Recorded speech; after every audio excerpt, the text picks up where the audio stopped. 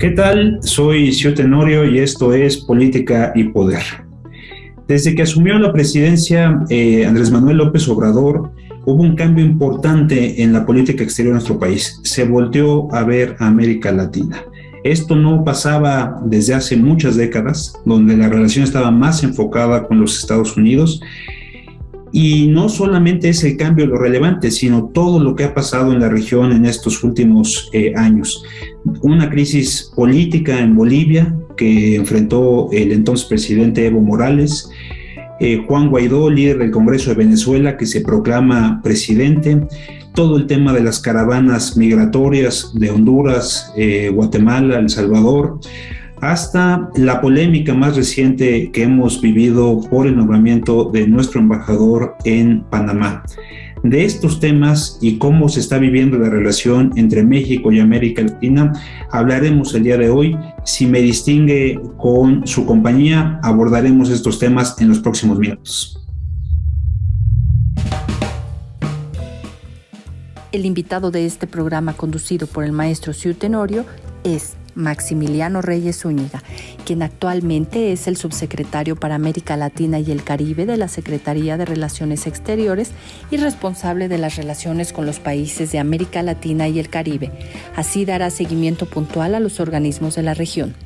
Supervisa las labores de la sección mexicana de la Comisión Internacional de Límites y Aguas entre México y Guatemala y entre México y Belice. Fue nombrado el 1 de diciembre del 2018. Licenciado en Economía, maestro en Gestión Pública Aplicada y candidato a doctor en Administración Pública. Fue diputado local en la Ciudad de México, donde encabezó el Comité de Asuntos Internacionales de la entonces Asamblea Legislativa del Distrito Federal. En la Administración Pública Federal fue director de Cooperación Bilateral en la Procuraduría General de la República. Ha trabajado en la Secretaría de Gobernación, en Ferrocarriles Nacionales de México y en Petróleos Mexicanos, entre otras.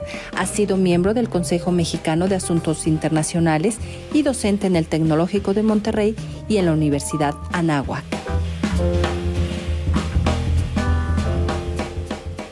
Pues bien, para hablar de estos temas está con nosotros el subsecretario del ramo, el subsecretario para América Latina y el Caribe, Maximiliano Reyes Zúñiga, a quien le agradezco mucho la gentileza de su tiempo para poder platicar un poco con nosotros de estos relevantes asuntos para el país. Bienvenido, estimado subsecretario. Y pues preguntarte, la realidad es que durante las últimas 4 décadas no había habido un gobierno de izquierda en nuestro país. Hoy tenemos claramente un liderazgo de este tipo con Andrés Manuel López Obrador y ha replanteado las relaciones exteriores. Particularmente volteó a ver hacia América Latina, deposita este mandato en el canciller Marcelo Ebrard y particularmente en tu persona como subsecretario para esta región.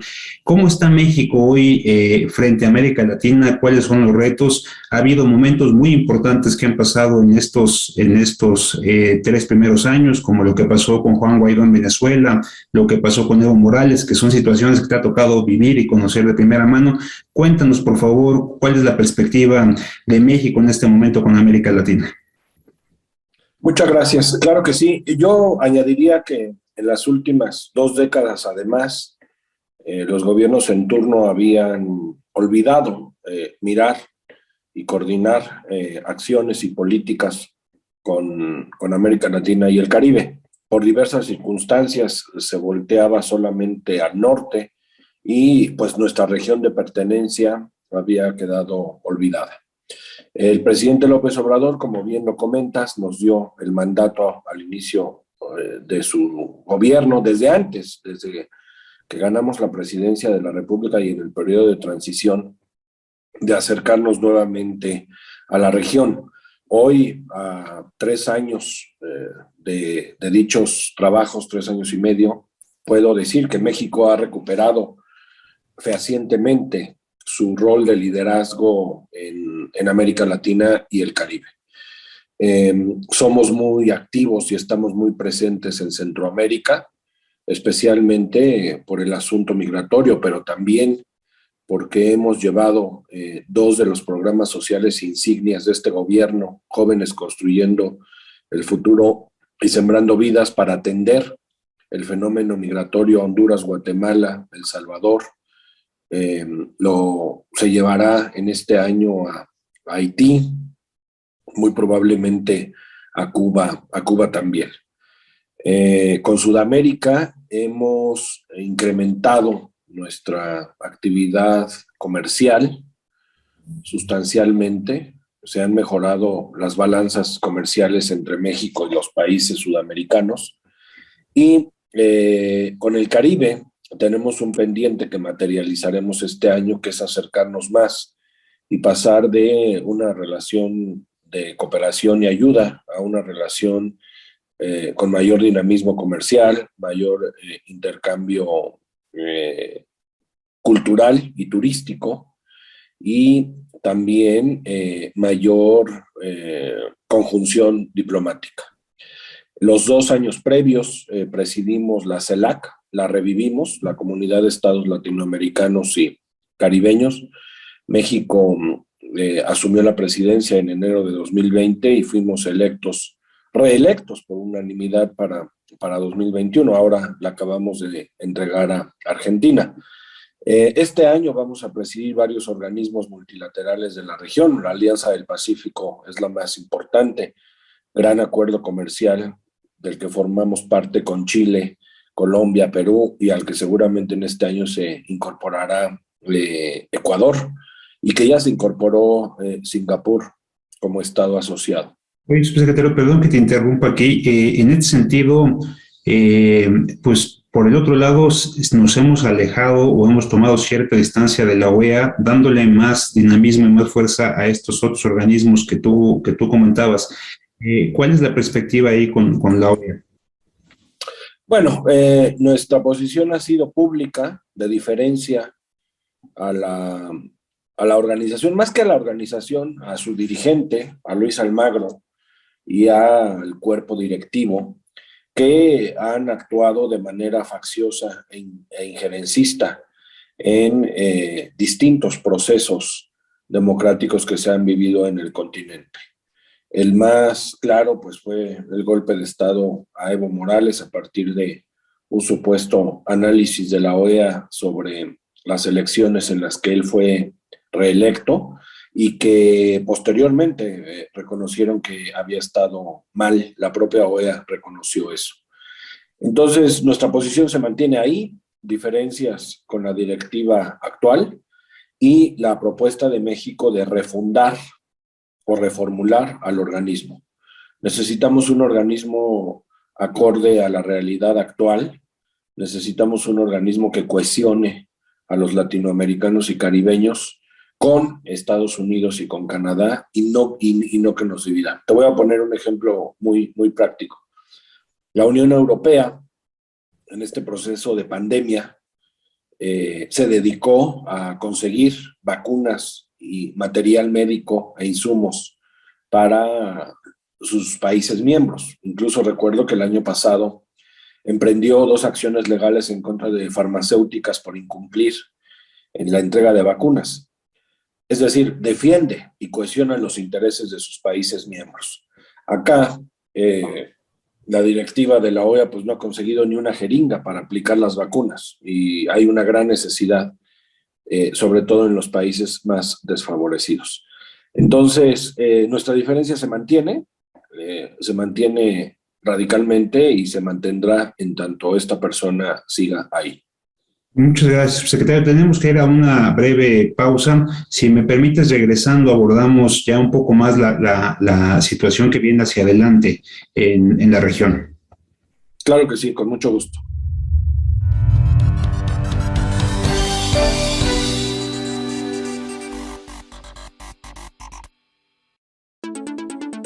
IDC Seminarios te invita a su seminario Esquemas Reportables. ¿Qué se informa al SAT? El próximo 10 de marzo, de 9 de la mañana a 12 de la tarde. Puedes verlo en vivo o grabado. Objetivo: dar a conocer el marco teórico conceptual de los esquemas reportables, obligaciones y sanciones por el incumplimiento, y ver casos específicos de aplicación. Para mayor información, comunícate con nosotros. ¡Suscríbete!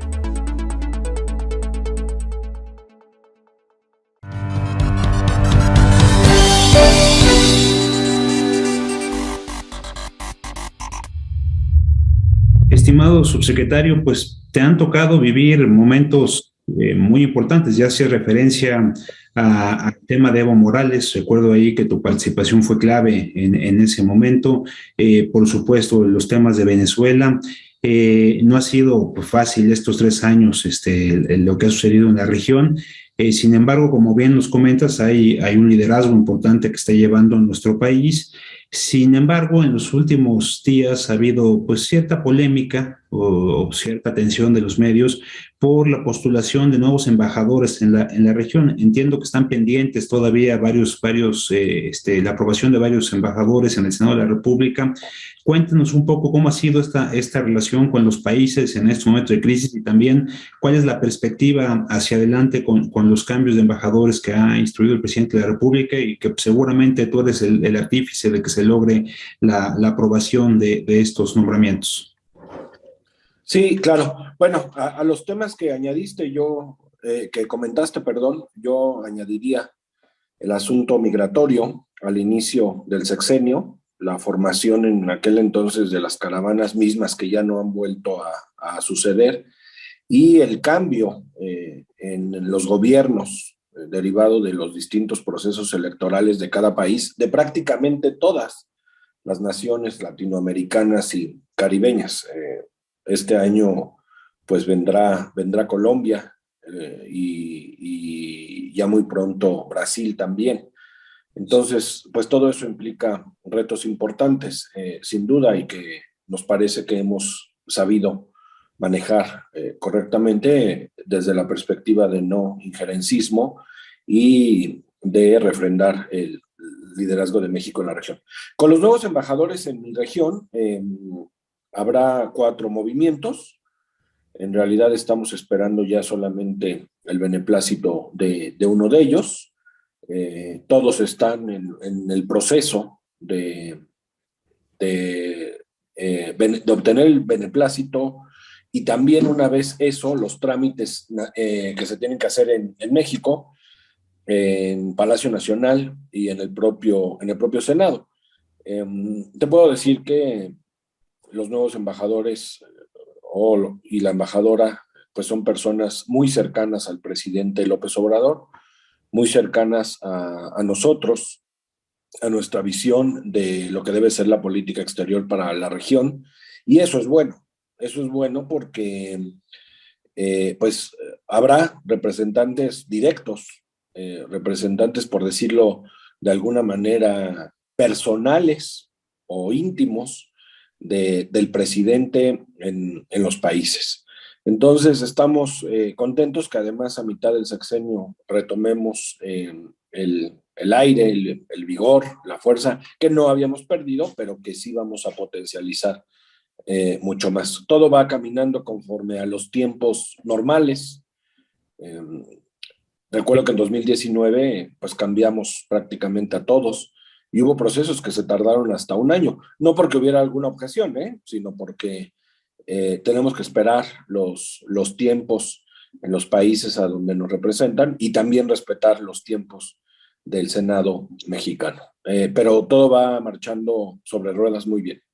Sí, aquí no puedo pues dejar de mencionar en particular lo que ha sucedido con Panamá en los últimos días, pero por lo que nos comentas, pues el proceso sigue su curso y es muy probable que esto no haya sido más que unos días de cierta polémica en los medios de comunicación y con algunos actores políticos y de la población en general. Entendería que no deberíamos, digamos, tener una situación distinta a lo que está sucediendo con los otros 3 países que nos comentas que están en proceso de cambio de embajador de nuestro país. No, ninguna. Panamá está avanzando en tiempo y forma y no tardamos en recibir ya el beneplácito y en que la embajadora pueda comparecer ante el Senado mexicano.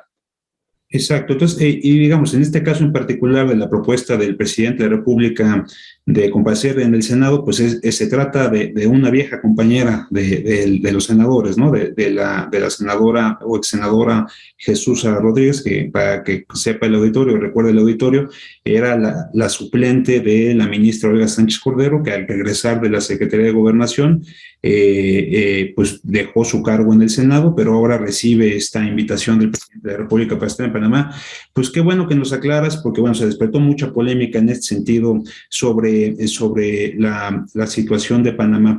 Qué bueno que le recuerdas al auditorio y a mí en particular lo del tema migratorio, porque sin duda ese es un punto de conflicto con los Estados Unidos, ¿no? Si bien es un problema que nace en nuestros países, que nace en la región, la realidad es que pues, la presión viene también del norte, ¿no? Porque para allá van todos los flujos. Sorprendió mucho la decisión del presidente López Obrador en ese momento de darle a la Cancillería y particularmente a la subsecretaría a tu cargo la responsabilidad de operar estos temas cuando tradicionalmente o en términos de facultades los temas de migración estaban más ubicados en la Secretaría de Gobernación.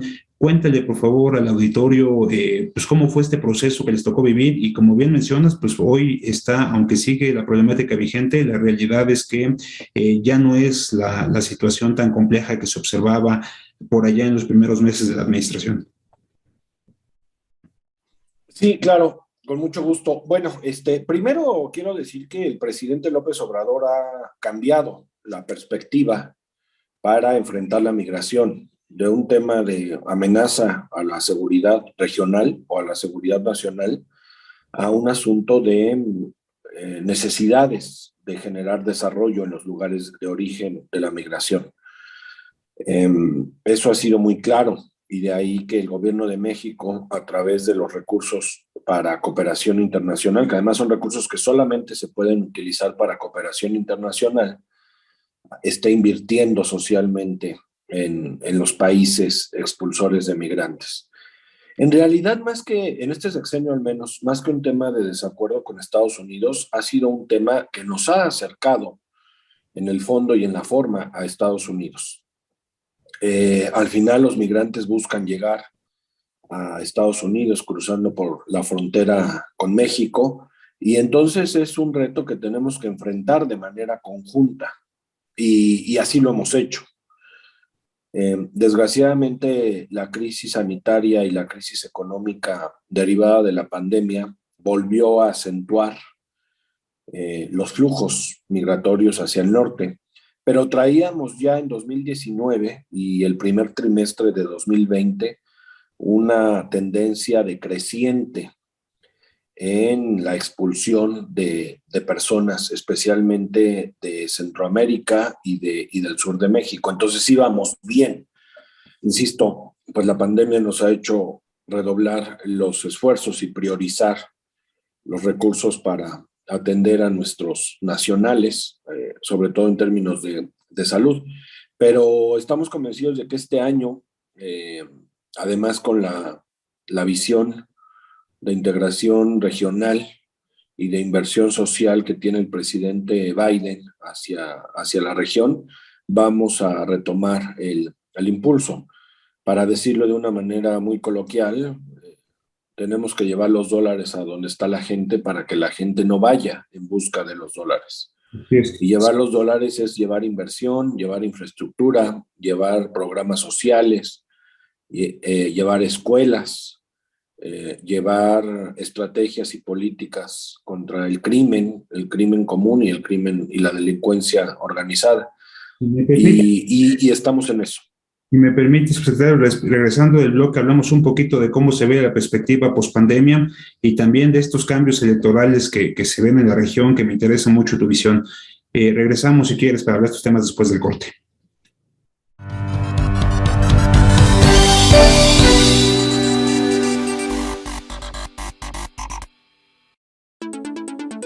IDC Seminarios te invita a su seminario Esquemas Reportables. ¿Qué se informa al SAT? El próximo 10 de marzo, de 9 de la mañana a 12 de la tarde. Puedes verlo en vivo o grabado. Objetivo: dar a conocer el marco teórico conceptual de los esquemas reportables, obligaciones y sanciones por el incumplimiento y ver casos específicos de aplicación. Para mayor información, comunícate con nosotros. ¡Suscríbete!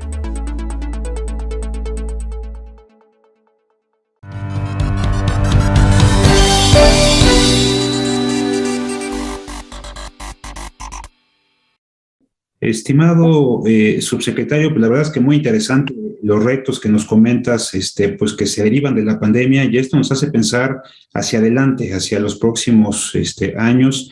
Estamos ya lamentablemente en el último bloque y todavía son muchas las preguntas que tenemos, además de una sorpresa al final que te quiero robar un par de minutos para ello, pero lo que quisiera preguntarte brevemente es cómo se ven los retos después de la región, pronto después de la pandemia. La región, pues lamentablemente se afectó, como todos los países, pero de manera clara por la pandemia. ¿Cómo se ve los siguientes años para la región en este momento tras pues lo fuerte que vivimos todos los países con la pandemia? Bueno, serán momentos complicados, como lo son para el resto del mundo, pero más graves en la región, dada la desigualdad económica que hay entre los habitantes latinoamericanos y los problemas estructurales que tenemos permanentemente, ¿no? La pobreza extrema, la inseguridad. Esperamos que los nuevos gobiernos que están entrando en todos los países y que además la gran mayoría de ellos son de corte progresista, privilegien la visión social y humanitaria por encima de los indicadores macroeconómicos.